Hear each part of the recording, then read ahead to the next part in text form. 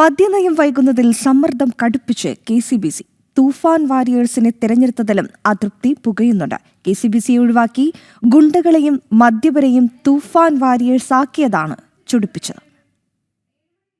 പുതിയ സർക്കാർ അധികാരത്തിലേറി മാസങ്ങൾ പിന്നിട്ടിട്ടും വി.ഡി. സതീശൻ സർക്കാരിന്റെ മദ്യനയത്തിൽ വ്യക്തത വന്നിട്ടില്ല. നയപ്രഖ്യാപനം വൈകുന്നത് ഏറെ ആശയക്കുഴപ്പത്തിനും വഴിവെച്ചു. യു.ഡി.എഫ് സർക്കാരിന്റെ 2026-27 മദ്യനയം ഉടൻ പ്രഖ്യാപിക്കണമെന്ന് കൊച്ചിയിൽ ചേർന്ന കെസിബിസി മദ്യവിരുദ്ധ സമിതി സംസ്ഥാന നേതൃയോഗം ആവശ്യപ്പെട്ടു.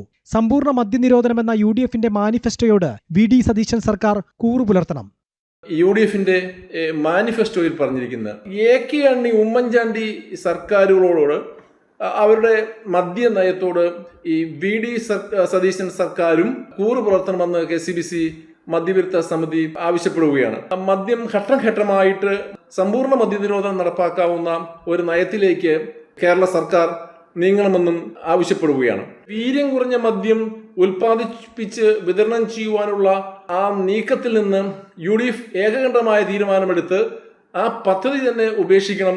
സർക്കാർ തൂഫാൻ വാരിയേഴ്സിനെ നിശ്ചയിച്ചതിൽ കെസിബിസി അതൃപ്തി പ്രകടിപ്പിച്ചു. ക്രിമിനൽ പശ്ചാത്തലമുള്ളവരെയും ഗുണ്ടകളെയും മദ്യപരെയും മദ്യം വിളമ്പുന്ന സംഘടനകളെയും ഒഴിവാക്കണം. കെ. സുധാകരന്റെ നേതൃത്വത്തിൽ ഗുണ്ടകളെ ഉൾപ്പെടുത്തി കൊച്ചിയിൽ നടത്തിയ യോഗത്തിനെതിരെയായിരുന്നു ഈ വിമർശനം.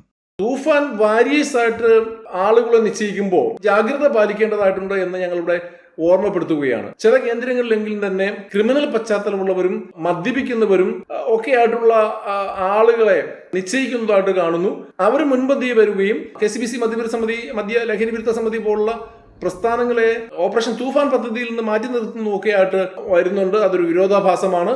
പതിറ്റാണ്ടുകളുടെ പ്രവർത്തന പാരമ്പര്യമുള്ള ലഹരി വിരുദ്ധ പ്രവർത്തകരെ അയിത്തം കൽപ്പിക്കുന്നത് വിരോധാഭാസമാണ്. ലഹരി വിരുദ്ധ ബോധവൽക്കരണ പരിപാടികളിൽ കെസിബിസി മദ്യവിരുദ്ധ സമിതിയുടെ റിസോഴ്സ് ടീമിനെ കൂട്ടിച്ചേർക്കണമെന്നും സംസ്ഥാന നേതൃയോഗം ആവശ്യപ്പെട്ടു. ജനം, കൊച്ചി.